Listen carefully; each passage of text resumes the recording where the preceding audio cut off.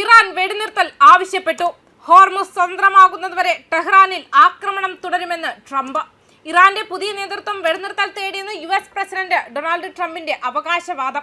എന്നാൽ തന്ത്രപ്രധാനമായ ഹോർമുസ് കടലിടുക്ക് ആഗോള കപ്പലുകൾക്ക് വീണ്ടും തുറന്നു കൊടുക്കുന്നില്ലെങ്കിൽ അമേരിക്ക അത് പരിഗണിക്കില്ലെന്ന് മുന്നറിയിപ്പ് നൽകിയിട്ടുണ്ട്. ട്രൂത്ത് സോഷ്യലിലെ ഒരു പ്രസ്താവനയിൽ ടെഹ്റാന്റെ നേതൃത്വത്തിൽ നിന്നുള്ള വാക്കിലാണ് മാറ്റമെന്ന് ട്രംപ് അവകാശപ്പെട്ടത്. മുൻഗാമികളെക്കാൾ വളരെ കുറച്ച് തീവ്രവാദിയും വളരെ ബുദ്ധിമാനുമായ ഇറാന്റെ പുതിയ ഭരണകൂട പ്രസിഡന്റ് അമേരിക്കയോട് ഒരു സീസേഫിയർ ആവശ്യപ്പെട്ടിരിക്കുകയാണ്. എന്നിരുന്നാലും സമുദ്ര സുരക്ഷയുമായി ബന്ധപ്പെട്ട വ്യവസ്ഥകൾക്ക് വിധേയമായി മാത്രമേ ശത്രുതയിൽ എന്തെങ്കിലും വിരാമം ഉണ്ടാകൂ എന്ന് US പ്രസിഡന്റ് വ്യക്തമാക്കി. ഹോർമുസ് കടലിടുക്ക് തുറന്നതും സ്വതന്ത്രവും സുതാര്യവുമാകുമ്പോൾ ഞങ്ങൾ പരിഗണിക്കും. വർദ്ധിച്ചു വരുന്ന പ്രതിസന്ധിയുടെ കേന്ദ്രമായ സുപ്രധാന എണ്ണ ഗതാഗത പാതയെ പരാമർശിച്ചുകൊണ്ട് അദ്ദേഹം കൂട്ടിച്ചേർത്തു. അത് സംഭവിക്കുന്നതുവരെ ട്രംപ് ആവർത്തിച്ചുള്ള സൈനിക നടപടികൾ തുടരും.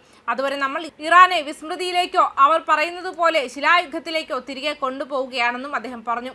ലോകത്തിലെ എണ്ണ വിതരണത്തിന്റെ ഒരു പ്രധാന പങ്ക് കടന്നുപോകുന്ന ഇടുങ്ങിയ ജലപാതയായ ഹോർമുസ് കടലിടുക്ക് US-ഇസ്രായേൽ ആക്രമണങ്ങളെ തുടർന്ന് ഗതാഗതം നിയന്ത്രിക്കാൻ ഇറാൻ നീങ്ങിയതിനെ തുടർന്ന് ഒരു സംഘർഷ കേന്ദ്രമായി മാറി. അതേസമയം നാറ്റോ സഖ്യത്തിൽ നിന്നും അമേരിക്ക പിൻവാങ്ങുന്നതിനെക്കുറിച്ച് താൻ ഗൗരവമായി ആലോചിക്കുന്നതായി പ്രസിഡന്റ് ഡൊണാൾഡ് ട്രംപ് വ്യക്തമാക്കി.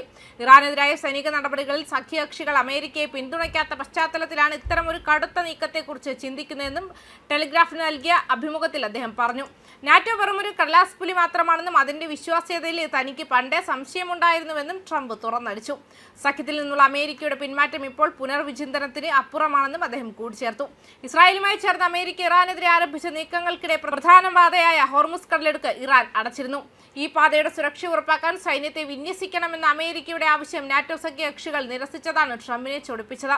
യുക്രൈൻ ഉൾപ്പെടെയുള്ള വിഷയങ്ങളിൽ അമേരിക്ക സഖ്യകക്ഷികൾക്കൊപ്പം നിന്നിട്ടുണ്ടെന്നും എന്നാൽ തങ്ങൾക്ക് ആവശ്യമുള്ളപ്പോൾ അവർ കൂടെയില്ലെന്നും അദ്ദേഹം വിമർശിച്ചു. ബ്രിട്ടീഷ് പ്രധാനമന്ത്രി കെയർ സ്റ്റാർമറിന്റെയും ബ്രിട്ടന്റെ നേതൃത്വത്തെയും ട്രംപ് രൂക്ഷമായ ഭാഷയിലാണ് പരിഹസിച്ചത്. ബ്രിട്ടന് കൃത്യമായ നാവികസേന പോലുമില്ലെന്നും പ്രവർത്തനക്ഷമമല്ലാത്ത വിമാനവാഹിനി കപ്പലുകളുള്ള പ്രായമേറിയവരാണ് അവരെന്നും അദ്ദേഹം പരിഹസിച്ചു. നാറ്റോ എന്നത് ഒരു ഏകപക്ഷീയമായ പാത മാത്രമാണെന്ന് അമേരിക്കൻ സ്റ്റേറ്റ് സെക്രട്ടറി മാർക്കോ റൂബിയോയും കുറ്റപ്പെടുത്തി. നിലവിലെ സാഹചര്യത്തിൽ നാറ്റോയുടെ ഘടനയിൽ വലിയ മാറ്റങ്ങൾ വരുത്താനോ അല്ലെങ്കിൽ സഖ്യത്തിൽ നിന്നും പൂർണ്ണമായും പിന്മാറാനോ ആണ് അമേരിക്കൻ ഭരണകൂടം ലക്ഷ്യമിടുന്നത്. ഇതിന്റെ ഭാഗമായി ജർമ്മനിയിൽ നിന്നും സൈന്യത്തെ പിൻവലിക്കുന്നതും പേ ടു പ്ലേ പോലുള്ള പുതിയ മാതൃകകൾ നടപ്പിലാക്കുന്നതും പരിഗണനയിലുണ്ടെന്നാണ് റിപ്പോർട്ടുകൾ സൂചിപ്പിക്കുന്നത്. ന്യൂസ് ഡെസ്ക് കർമ്മ ന്യൂസ്.